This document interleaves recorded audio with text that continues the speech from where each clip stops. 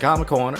I'm your host, Damon, and today I'm joined by, welcome back, buddy, TJ Fat Thor. He missed last week. It's only time since you've been coming on with us weekly that you missed a week. So we're going to go back. We're going to look at some books that we missed out on last week that you read that I didn't read. Some X books in there, I'm not going to lie. But, buddy, how you doing?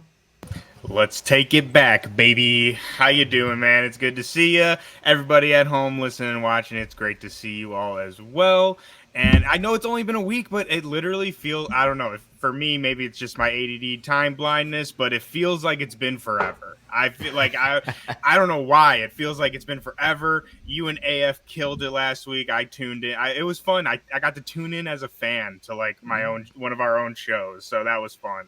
But I'm excited to be back. I'm excited. We got some great comics. Like you said, there's some comics that I got to read while I was away that we didn't get to talk about. So it's going to be a fun episode. It will be a fun episode because I'm back, bub. That includes Wolverine #1. We'll talk about that book that dropped last week. Meet Ultimate Psylocke. X-Men #7. Ultimate X-Men #7 dropped this week. I'll talk about that from Peach Momoko. Maybe not my favorite issue, but had some really good parts to it. We'll talk about that. And what about this for perfect timing? What in the Westview?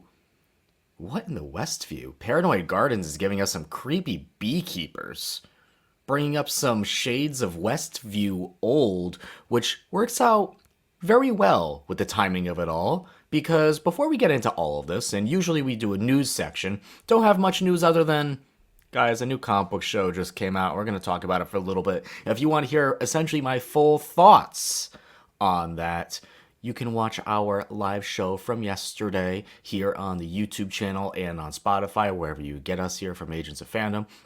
It's myself, TJ, Richard, Rachel Leishman. Sat down. We talked about Agatha All Along, episodes 1 and 2. I talked about it enough. But TJ, you didn't have the opportunity to really give us your thoughts on this. So what'd you think about the first 2 episodes? I really, really enjoyed them. We talked about this before, and I'm kind of on a little personal crusade of not watching trailers and stuff before they come out. I just, in my opinion, feel like they spoil a lot of things these days. So for Agatha, I saw nothing. Like, I knew it existed. I saw, like pictures of Teen and Aubrey Plaza, but I did not see one trailer. I did not see one teaser. I saw nothing. So I jumped into this completely fresh, which just, that in itself was just awesome because, we do this for a living pretty much. All the shows and everything we usually cover. So this was one of the first ones in a long time I just got to go into as a fan. Like, I didn't have to write reviews. I didn't have to do any of that. So that was really great. And the show was fun. It gave me that WandaVision vibe to it. They definitely hit that same vein. I loved the spook elements of it, the Salem 7, I loved all of that. I'm not a huge musical person, I will admit. I'm not like a Broadway guy or anything. But that Witch's Road, that was slapping. I was singing that after the show was over. I thought that was really fun. And yeah, I really enjoyed it. Oh, the musical element with that. The Witch's Road song slaps. Slaps isn't the right word, but it's a good That's what I melodic mean. tune. It's catchy. It is very catchy. Mm-hmm. Uh, And I very appreciate. quickly on my. Oh, sorry, Yeah. I didn't mean to cut you off. No, go ahead. Go ahead. I was just gonna say I appreciate, for me, again, not being a musical person, which that's like, if you guys love musicals, that's fantastic. If that's what this was, that would be fine. But I enjoyed like how the song kind of just like played out in the story as opposed to like everyone stopping and just like breaking into song, if that makes sense. Like, I don't know, I like the way like that. I can groove with that. It was incorporated very well, very quickly on mine, just in case you hadn't heard my thoughts. I thought the first episode was okay. It wasn't my favorite. Took a while for me to get into it. It was intentionally overacted, intentionally a little cheesy at times because the whole episode was a play and a parody almost of Mayor of Easttown. So that was a lot of fun. But the second episode is when things really got, into groove for me, especially with the spook elements, like you mentioned, that Salem 7, very, very fun, very creepy, very spooky, very scary. More of that, please, throughout the series, and I will be all aboard. But before we get into our comics, I wanted to talk about little theories and stuff because there's some theories out there that myself and AOF editor in chief TJ Zwarich brought up on the episode. And we're going to get into spoilers, so if you want absolutely no spoilers for anything, you can skip ahead straight to our review segment for our first comic. But we have some theories because Aubrey Plaza's character is kind of mysterious. Not as mysterious as Joe Locke's teen, who to me is very obviously Billy. And if he's not Billy, I will actually be. If he's not, I'll be upset. If he's not, I'll be upset. I think he's very obviously Billy. We'll talk more about it on the live shows as it goes on. But I want to get into our theory because we both think from things that Aubrey Plaza's character said, she's Blackheart. She even says at one point, I have a black heart. And when they're going through a list on gathering all the witches, there was no name for the last one. It was quite literally just a black heart. So, who is Blackheart, TJ? Blackheart is the son of Mephisto. I know, we're saying that terrible M-name word again. Here we go. Ha ha ha. But I think this is actually a pretty fun way to bring in the Mephisto factor, especially since we've been hearing rumors of Mephisto being in the Ironheart show. So how can you bring that character in from another show when they're allegedly already casted? Yeah, bring in Blackheart, bring in the son of Mephisto, who's had some dealings with Ghost Rider in the past. If you remember the Ghost Rider movie, there you go. You got some little tie-ins there for that. But this is a character who, like we mentioned, the son of Mephisto has transformative means about them. Very tricky, you know? To be a son of essentially the devil, you're going to be a tricky little demon. A little rascal. What do you think? You win with this? Oh, I'm 1,000,000% in. As soon as you guys said it on the pod last night, I was like, well, that's it. Like that's it. It just makes complete sense to me, especially after Mephisto Gate, which I don't know if we'll ever recover from that, but I don't know. I think that would be kind of a creative and kind of slick way to bring that back. Because as much as we talk about Mephisto Gate and the jokes and all that stuff, from my understanding, there were some kind of nods to that were cut from WandaVision. So, which I could be wrong on that, but again, I think bringing in Mephisto's son or child in this case is a great way to kind of settle the Mephisto Gate thing, but give us something new. Like, it's not just Mephisto, right? And I think having her and Agatha have this kind of relationship, which is very obvious from the first 2 episodes, I think that makes also a lot of sense. I mean, she had the Darkhold for that long. And again, you guys just nailed it. We see the wolf in the before the Salem 7 come in, which that could have easily been her.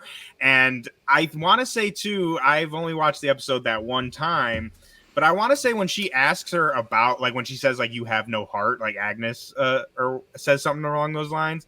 Mm-hmm. I want to say her response wasn't like, oh, I have a black heart. It was like, you know, I have a heart and it's black. Like, I don't know. To me, the way that line was said was almost like that like my name is fucking Blackheart. You know what I mean? Like I once you said it, it all just kind of clicked for me. So yeah, that's my favorite one that I've seen. And I'll also say too, to be fair, I am not as familiar with this world as you are. Like, you threw out a couple other names last night of possibilities that I don't even know who those are. So like Wonder Man? Well, I know Wonder Man. Oh, you're talking about who she may be. Yeah, who for she Aubrey. Could be. Yeah, who she could be. So that's why maybe there's another character that fits better that I'm not aware of. But to me, this checks all the boxes. Yeah, there's other characters who I'm saying she could be almost like Marvel likes doing this. We'll mash a few characters in together to create one. And that brings up a perfect segue into what should you read before watching Agatha All Along. And to me, there's really only one book, and it's the perfect book because Agatha ends up going down the Witch's Road. So how about we all read Scarlet Witch, The Witch's Road by James Robinson, and a plethora of incredible artists. This David Aja cover on here is spectacular. But The Witch's Road is the perfect book to read into this. And although, yes, it is a Scarlet Witch story, it heavily does feature Agatha, who goes along with Wanda as she travels down all around the world and eventually down the Witch's Road to try to restore magic. One of those characters being the Emerald Warlock, who they run into, is more like a villainous role. And we do see a lot of characters like the Wu makes an appearance in this book, and she makes an appearance in the show, at least an iteration of it. So a lot of stuff from this book is going to be influenced into the show, and this is still for a complete story because Steve Orlando's still cooking with his Scarlet Witch saga. This is still my favorite Scarlet Witch book, hands down. The art is incredible. I absolutely love it, and the story itself is very cool and very Wanda, and dealt a lot with post House of M stuff. Go read it, nerds. Go right now. Go to the shop. Go support your shop and pick it up. And I'll reiterate Damon's point as well. Pick up Steve Orlando's Scarlet Witch run. It has been absolutely awesome. Me and Damon have both talked to Steve on this channel. If you guys want to go check those out. And even so, I understand money is a factor in life. So we have a way for you to read this book for free and legally, which is very exciting. So if you want to hop on over to the Comic Corner Pod Twitter account, there is a way, and all you need to do is have a Disney Plus subscription. You log into the Disney Plus subscription, you go into the Marvel website, you link it up with a Marvel Unlimited account, bing, bang, boom. You get this and a ton of other great spooky comics from Marvel for free, including Marvel Zombies, including some issues of Blood Hunt. It's great. So go do that. So you have no excuse. So I am taking notes. I am taking receipts. You will be quizzed on this. You will. You will. But you know what you will not be quizzed on because you have not read it yet. Let's get into our reviews. It's time. Ultimate X-Men number 7. This is a book I've really been enjoying, and it's because of how different it has been. The beginning of this issue, and this is from Peach Momoko, writing, art, all of it. Incredible art in here. Like we always say, if you're in this for the art, you're going to have a grand old time. I'll say this for this issue in particular. I love the beginning of it. It sets up exactly where the last issue dropped off, this big reveal, and we get to see more of the Children of the Atom and this creepy facility that seems to be almost like creating mutants in a way. It's very fascinating. And then we go into another character that we're introduced to, which is essentially this version of Ultimate Psylocke, and that story just kind of happens for me. I was more just be like, all right, let's get back to, the kids that we've been dealing with for like the last 6 issues, because now we're getting another character. So I do have a feeling that Kanan's story is going to be continued, obviously, throughout the series, and she will play a part. But by the end of it, we do go back to our little rascals, our new group of, I like to call them the New Mutants, Runaways, whatever you want to call them, in this, the Ultimate X-Men. And they're unraveling something that will be setting up for this next arc. So it is the first issue of a brand new arc. So a lot of setting up, a lot of building, a lot of more world discovery. But again, the art is great. It is fantastic. And we get to learn a little bit more about the Children of the Atom. And that's the coolest part to me about all of this. Let me ask you a question. Do you think that this issue would have worked a little better for you if the Psylocke stuff was left for like its own issue, and then, or you get what I'm saying? And like they kept maybe if this was if like the Psylocke stuff was like in there almost as like the second issue to this arc, maybe, possibly. I think we're now getting to a point with this Ultimate X book where we have a lot of characters. So we're adding another. It's like, okay, I'm starting to get into like, I'm looking around like, who's who again? Right? We're getting into that. Yo, that intro page where it introduces everyone is crucial. Huge. Clutch. Crucial. Very clutch. Very clutch. But I'm excited to get to it. Number 6 was my favorite issue of this run so far. Like, we've talked about this in nauseum at this point, but we've both been loving this series. Number 6 was one where I was like, okay, we're cooking, right? Like the gas is lit, like we are off on our adventure. So that's a little disappointing to hear that 7 was a little lackluster, but like you said, it's the beginning of an arc. I understand it. We need to set the groundwork in order to get to the cool stuff, you know? We're setting up the next story is essentially what we're doing. A bigger, badder villain, an overarching villain, whatever you want to call it. We're setting that up. So we're getting there with that. It was just, oh, we're doing another character. Okay, let's go. So I hope we're not adding any more after this. I'm gonna be honest, because it's gonna be a lot after that. It will be a lot. But we have really been digging the Ultimate books, and a book that dropped fairly recently, I believe last week, TJ, was Ultimate Black Panther number 8. Tell me, how has this series been? I have been loving this series. Big shocker, right? A book that I love. But this one is just really good. And I feel like what I like about it is also what I've been liking about some of the other X books, not in the Ultimate line. But it's almost like a return to form in some ways for Black Panther. Like T'Challa is king again. He is Black Panther in the main 616. It's been very turmoil for T'Challa lately. He's been banished, cast out, all this stuff. So it's nice just seeing him as a king again, as a ruler. He's married to a Koye in this, which is really interesting, and like just the dynamics are really great. But besides all of that, this issue is just like straight up action. We have Khonshu and Ra are waging war on Wakanda. So all of their soldiers invade Wakanda, and the first basically half of this issue is almost no dialogue and just like action spreads, just kicking ass, awesome stuff. Some really great splash pages. But the real kicker on this, which it kind of I feel like links into the Ultimate X-Men, like we're introducing new things.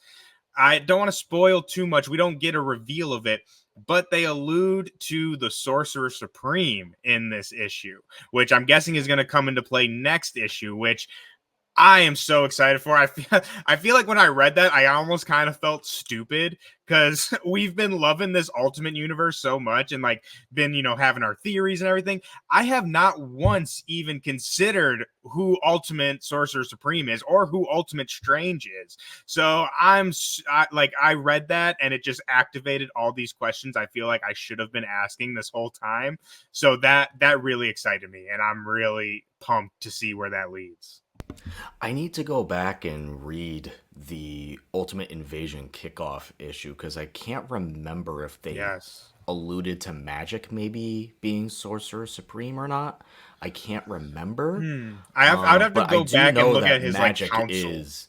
Yeah, like I do know that magic is involved in that council, but I'm just trying to like go through my mind on if we have met the Ultimate Sorcerer Supreme yet. And I do like that they didn't specifically, at least from what you've read, said strange because No, it yeah, they just shouldn't said be Sorcerer strange. Supreme.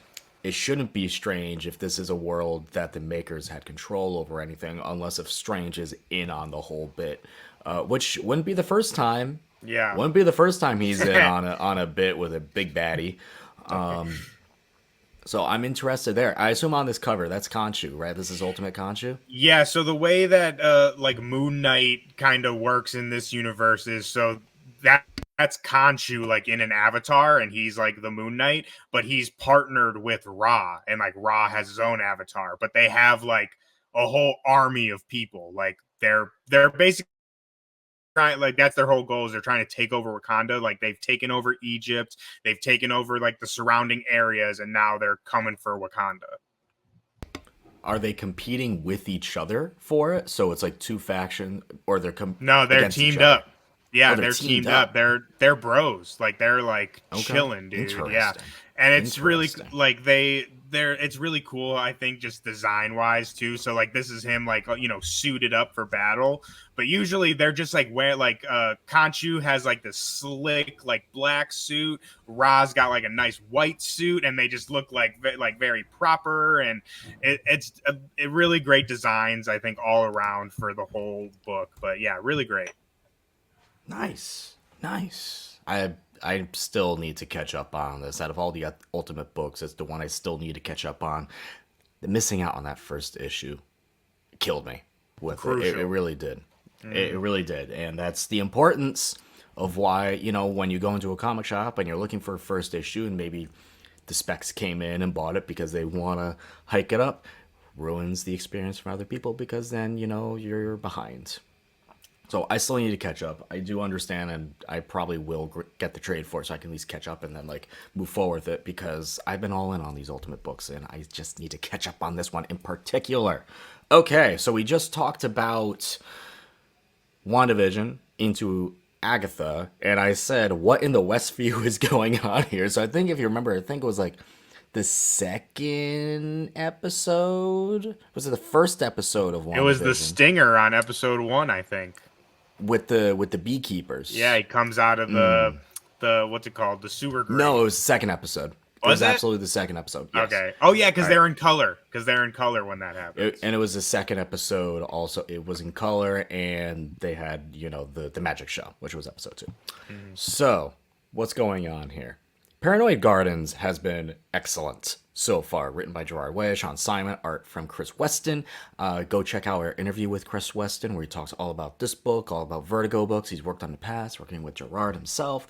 Fantastic. And what I've really been enjoying about this is now we're in issue 3, and I know this is like a limited series, so this isn't the penultimate issue or anything, but it's not like an ongoing.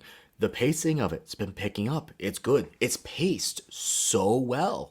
And that's what I'm just grateful for about it, because I don't feel like we're like treading our tires in the mud and it's like, all right, where are we going? Each issue really does feel like we're getting from one place to the next, and we're really progressing the story, and we're starting to wonder more about why our main character Lou, like, is she kind of one of the patients in this facility, but they're keeping it under wraps and making it feel like she's one of like the nurses there, just to kind of like make her and her own mental being feel happy and safe. Meanwhile, this whole garden, which was gorgeous and nothing ever went wrong with it, some members infiltrated it last issue, and these beekeepers kind of came down to, you know, spray away the bag bugs. But because of that, now the gardens are slowly dying and they're not sure what's going on there. So we have so many different factors here. But again, like what I mentioned, the art is perfect for this. Chris Weston's art is fantastic, and the pacing of this issue, of this series, has been excellent. Excellent pacing. And yeah, if you're looking for a weird book, this is your weird book you're looking forward to. This is what you want. It's like the sci-fi, the mystery, almost like if you like that WandaVision vibe where I don't know what's going on. There's things here. We have a superhero who's on all these pills and isn't able to answer questions and is just kind of saying things that you're like, wait a minute, why did you say that? We get a little bit of maybe what happened to Lou in her past and a quick little flashback here as well. Excellent. Excellent book. I cannot wait for the next issue, dude. I can't wait to catch up because I love weird, and I love stories that don't spoon feed the information to you. I love books that you discover what's going on as you move along the adventure. I really like that. I like to be kept guessing as I'm going along, especially when we're talking about things that are like mysterious or creepy. So, I mean, this sounds like it checks all the boxes for me, dude. And the art is absolutely great. At least what I've seen of it is absolutely fantastic. Obviously, Gerard Way is a master in the game. So, yeah, I'm excited. And I love a creepy beekeeper, dude. I don't know if like that was activated with WandaVision, but like, those things are creepy. And I don't know if you've ever been in one of those, but it is very claustrophobic, and it's creepy to be inside. So seeing it on the outside is even creepier. Like, even I being in one of those, I'd be paranoid, no pun intended, about like a bee getting in there, right? Like, it's just like there's something about it. That's the very quick bee lore for all you at home. That's messed up though, is because like bees can like sense if you're like nervous or something. So if you start freaking out, those bees will swarm you. So it's like, even if you're like nervous and stuff, like you can't act nervous. So it adds a whole new layer to it. Nope. Big nope. Hard no. No thank you. No thank you. Okay. Hey, bub. Hey, bub. Let's talk about a book that dropped last week. It's a pretty big book. It's a little character. You know, maybe a little one named Wolverine. TJ, I Lesser don't know if you've known. heard of this very lesser known, unknown, minor character, Logan Wolverine. All right, tell me about this. I've heard a couple things, but in all seriousness, so this is the new Wolverine run from this whole From the Ashes line we've been talking about a lot. And it's a great first issue, man. It's a great first issue. It's brutal. It's Logan in the woods of Canada. He's got like a wolf family. Like he's running with this pack of wolves. And I'll say too, I've been reading a lot of X as of recently, and I did a lot as a kid, but most recent stuff like Krakoa era, I'm not very knowledgeable about. So I don't want to say this is like, oh, it's so great to see Logan back like this, because maybe we have. But for me, it was really cool just seeing like he's not part of the X-Men right now. He's not like, doing that. He's just like in the wilderness being a freaking wild animal, which I love those kind of Logan stories too. And I got to shout out my boy Martin Kokolo is on art here. So a lot of people may know him. He was the artist for Immortal Thor, recently got off that title to do Wolverine. And his art is just as amazing as it was in Thor, while Thor is dealing with major galactic, but like space epicness, like grand scale things. This is obviously much more grounded, much more on earth. So it's really interesting and really great to see his style translate from this kind of mythical setting into a more just, again, Canadian wilderness. Got this dude running with wolves, fighting bad guys in the, you know what I mean? Like there's brutal pages. It's really great. The story that Saladin has set up in this first issue is very intriguing, but again, I almost feel like it's kind of like an Ultimate X-Men situation. Really could pick this up for the art. There's really great splash pages. Our boy Kurt shows up, Nightcrawler. He's got some really cool moments. So yeah, it has all the signs of this being a really great series. Even if you guys aren't reading any of the other new X-Men stuff, like From the Ashes, at least from this first issue, feels like this is very standalone. Like it acknowledges things that are going on with other X-Men, but it's very focused on the story it's telling. Okay. I'll say this, and just from how you've been telling it, and I'm like I say week in, week out, a next book has to be special for me to pick it up. And just from the concept alone, something I've seen before. Honestly, Yeah, we've and seen that's Logan in fair. the Woods. That's completely fair. Like we've seen Logan in the Woods, we've seen him do this. So from a concept alone, that doesn't personally sell me. But again, if this is something you're looking for, there's a whole reason why Marvel's doing this. It's because people have been craving for stuff that they like, stuff that they're a little bit used to. I mean, you enjoy this, so there you go. I mean, personal And like I preference. said, I think that is 100% fair. And we've talked about this with the main X line too. I think everyone probably falls into like our two schools of thought, right? And Yeah. I think both are completely fair to have. For you, like you said, it's a little too much return to form, which I agree with. But like I said, for me, like that's just kind of what I like about it. So I love that we have these different opinions. And like I said, I think both of those are completely fair. So for those at home, watching, listening to us talk about these X books, if you are a person that is kind of like, oh, like I've seen them be X-Men before, you know what I mean? Then, maybe they're like NYX would be good for you. But if you're more like me and, you like sometimes just going back to the adventure, going back to, what then I think a lot of the X books will speak to you as well. But that's my little tangent. Speaking of the nostalgia, R.L. Stein did a comic book for Boom Studios this week. This is called Let's The go. Graveyard Club. The art here from Corolla Borelli is wonderful. I'll say this about this book. I had some high expectations going this because I enjoy R.L. Stein books, but it's one of those where it's like, okay, we're doing a 90s, maybe late 80s, 90s group of kids. It feels like who live in a spooky town, and spooky things are happening, and gotta go figure it out. It's an R.L. Stein book. So if you are into R.L. Stein books, I cannot suggest this enough. The price point here is $10, but it is a chunky book. This is like, a squared back end book, like significantly larger than your usual 28 page issue, 32 page issue. I think it's fun. The art in here, like I said, is great. So if you're looking for a YA styled R.L. Stein book, like look no further. This is it.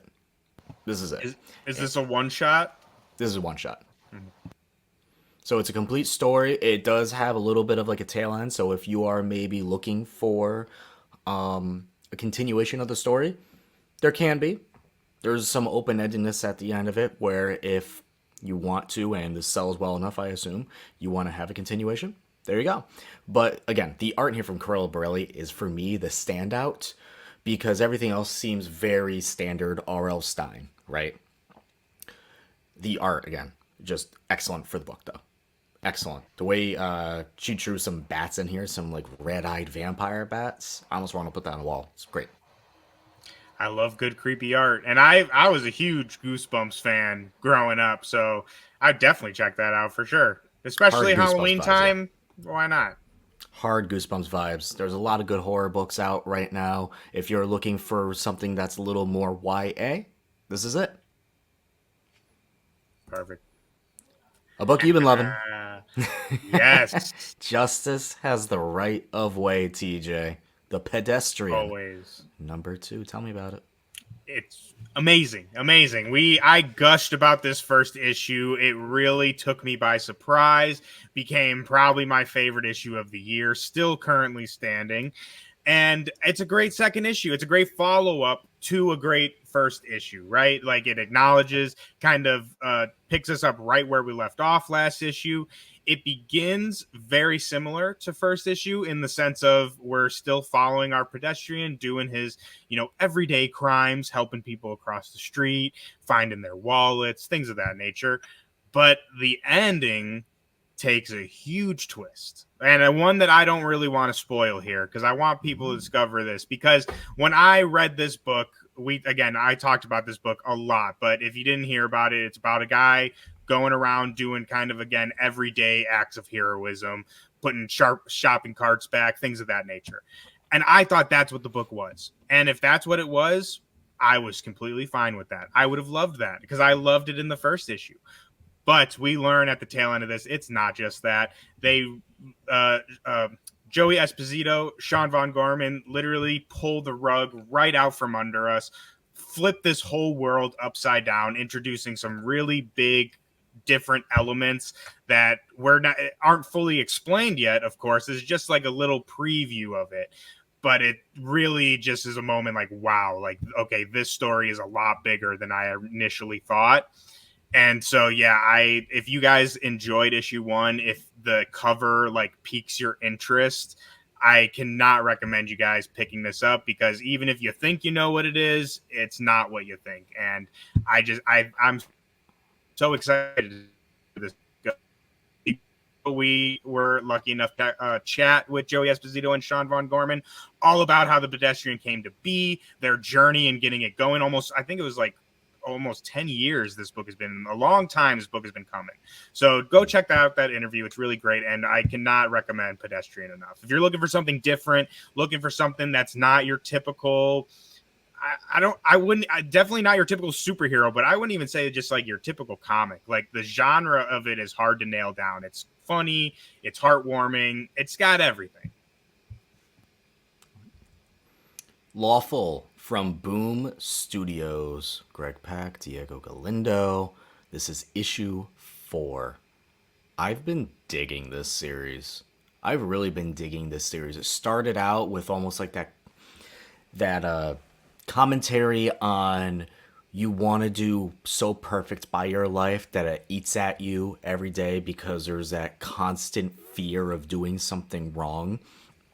And it just has twisted and molded into a commentary, a very blatant, unsubtle. I want to say blatant, a very unsubtle commentary about our world and how just corrupt and twisted it is. Because when you try to do good your entire life, no matter what, there's people who should be doing good and aren't, right? So this fourth issue continues on to that, and it's great, dude. It's great. I feel for these characters. I feel for this world. It's a very corrupt world. It's a world that, to give you the concept for anyone who hasn't been reading or following us or talking about this book, it's a world that there's essentially a witch's ward on this entire land, and anyone who lies or do bad, like literally even something as simply wrong as jaywalking across the street, you end up becoming a monster in some way, shape, or form. You start growing little scales, you get a horn here and there, your fingernails start to becoming more claws and stuff, right? You grow a tail of a beast. The more you do, the more monstrous you become. And then there's these knights who patrol the land, and they are every shred of perfection. Everyone looks up to them, and they tell people to always be good and be perfect. But it turns out, like I said, there's corruption in it, because these knights end up having like those scales on their chest from all the wrongdoing they do. And then there's a secret potion that only they know about that heals them of their blemishes, that washes away their sins, right? And what they do is they don't give that to the people of this world. They keep it for themselves, and the people who end up having horns or become monstrous, they throw outside the city walls. Unsubtle. Unsubtle, but very well done, honestly, because it does make you feel for this world, and they do an excellent job about that glass shattering moment when everything you've looked up to your whole life was a goddamn lie, right? And they do really well with that, and trying to protect the people around you, what you like, the barriers that you would cross after that, right, to protect the people around you. It's excellent. This is such an underrated story, an underrated book on the shelf. Again, when this comes out in a collection, I think this is a must pick up. If you're not reading this weekly, I think you should. It's excellent. Damn, I gotta catch up. When you're talking about this, I was like, I know I read the first issue of this because we talked about it, but my mind kept going back, and I can't even remember the name of this book either. But the one where they're like the jousting, the like jousting tournament or whatever. Oh, Sir, SIR. Yeah, I was thinking of Sir the whole time, but then once you said the scale stuff, I'm like, oh yeah, I remember this. But I'm excited to what's it called, catch up on that. And also, I will like to say, at least for me personally, I enjoy when a book is not afraid to say what it's trying to say, and it is in your face. And I know some people might not like that, but I enjoy that because I think there's plenty of things in this world that need to be said and should be said. And I appreciate when a writer, how do I want to say, has the goal enough to not, to say what they mean to say. You know what I mean? It doesn't have to be subtle. It's in your face, and it should be in your face. So I like that point in itself. And it's not just that it's in your face. It's in your face. Like, it's done well. Like, this is just done well. And that's the most important thing with the story. You have a message. But when you do the message and you have it done well, that's when it starts to connect. And that's when you have that, wow, that relatable moment in there. And I think it's just perfectly executed. Also, shout out SIR. The second issue to that did come out this week. It's a lot of fun. If you like that webtoon comic vibe, definitely go check it out. There's this really cool like Reaper character in there, so if you're into that, I think you would enjoy it. But Lawful, I've really been liking it. I have been calling this one of the most underrated books of 2024. So if you haven't been checking out, please do, and go to your local comic shop, because I definitely say when this comes out in trade form, I think it's going to be excellent as a complete read. One book from me I wanted to mention. We mentioned this book before, but it finally came out in physical print this week, and I'm very excited. This is Lilith, Corn Howell's Lilith from Vault. She drew it. She wrote it. It's excellent. It is so fun. This is a fun book. The art in here is fantastic. A little bit of spice, a little bit of gore. It is just a lot of fun. When you have a character running around named Lilith who's trapped on Earth and she has to eat some people to stay alive, she's got to do what she's got to do. But when she finally may have a way out to go back home, some things get a little more interesting and a bigger story unravels. It's a lot of fun. We've chatted with Core and Hal right here on this channel, so go check that out where we talk about this book, some Transformers stuff if you're into that. We chatted a lot about just comics in general. It was a really fun chat, but definitely go check this out at your local comic shops because it's out in physical form. It's great. Do it. Do it. Do it, do it, do it. Well, TJ, that leads us till next week. And a book we will be talking about next week is this. It is Dying Inside, Pete Wentz, Hannah Klein, Lisa Sterl. This is a full graphic novel. I will mention this. This has to deal with suicide and self-harm. And it is a book to, help people feel like you're not alone in that. So I highly, suggest if you're in a good spot to read this. I've read this already. It is very good. The art in here is incredible. I absolutely adore the art in here. But we'll have a fuller conversation about this next week. But TJ, what else do you have on your pull list? He has it ready. I got it ready. So I didn't get my books this week, so I got a little confused at first. But for next week's a good week. Really good week. We got NYX number 3, a book I've been loving. You can go again, check out our interview about that, hear all about it. Outsiders 11, same Jackson Lansing, Colin Kelly. Also an amazing book, same interview. You can check that out. Ultimate Spider-Man, we have been loving that. I'm super excited for this next issue. Uncanny X-Men 3. And I think that's Predator versus Black Panther, which I'm very wishy-washy on right now. First issue was good, not great. So I'm interested to see what this second issue is going to bring to really, I think, solidify my thoughts on if I'm going to move forward with that one, which I said before, I'm a sucker for Predator versus someone. It doesn't really matter who it is. But like I said, first issue was, I'll admit, a little lackluster. So I'm excited to see if number 2 kind of picks that up. Did you mention Ultimate Spidey? Oh, yeah, of course I did. Ultimate Spidey, baby, number 9. Ultimate Spidey, number 9. That is up there for top hits. Yeah. Also, Hello Darkness, number 3. The Missionary, number 1 from Distillery was originally supposed to come out this week. That got delayed to next week, so hopefully I can get my hands on that and tell you my thoughts on it because I heard it is very good. And Creepshow, number 1. Chip Zdarsky writing Creepshow. That's going to be fascinating. Chip Zdarsky doing a horror book. All in on that. And speaking of horror, Universal Monsters Frankenstein number 2. Yes. Dude, I read number 1. I forgot to mention that. Was it good? So good. Everything you said it was. Everything you said it was. I started reading actual Frankenstein, actually, because I loved it so much. And this issue, so I was mentioning like each issue from what I've heard has to do with almost like a different aspect. That one issue was like the hands. This issue is the brain. Oof. I saw one. I think it was a preview for like maybe number 4 or so, but it was the eyes. Ooh, that one is going to be crazy. Okay. I mean, eyes are the windows of the soul. You know what I mean? Interesting. That book is really well done and very fascinating. So that'll do it for this issue of the Comic Corner. Before we go, gotta say, please check out our interview with the one, the only Kelly Thompson. She chatted all about Absolute Wonder Woman, and it is a great discussion. We also chatted all about her other books like Birds of Prey, Black Cloak, an unfortunate update on Nicole, Powerpuff Girls, but hey, I don't want to say most importantly, but we chatted about Jeff the Landshark, and you may just hear a certain someone's pitch for an ultimate Jeff the Landshark. What can that be? Only one way to find out. You gotta watch the episode.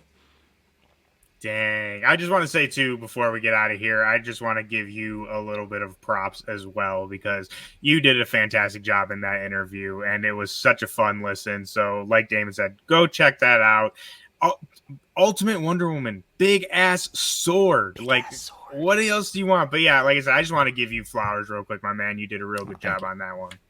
Thank you. It's always a downright pleasure to chat with Kelly Thompson, one of the best people in the industry, one of my favorite writers, if not my favorite writer in the industry right now. She's fantastic. I love pretty much everything she's put out, whether it be, the books at DC, the Marvel books, to even like a special story in Silver Coin. I forgot to ask her about the Silver Coin story. That came out years ago. I never talked to her about it because it's such a cool story. One of my favorites in that series. So that'll do it for this issue of the Comic Corner. Make sure you like, subscribe, do all that goodness with the channel. But also, be sure to keep an eye out, as we did talk Agatha earlier. We are doing live reactions to Agatha right here on the channel. So go check those out. That should be at 10 p.m. Eastern this coming week for episode 3 and 4 up until the finale, which I'll probably be pushed back to 10:30 that night because it's the double episodes. But I've been enjoying it. It's been a lot of fun. I'm looking forward to more. And I'm also looking forward to more comics and going to my comic shop and reading some more comics. So make sure you go read those comics, because until next time.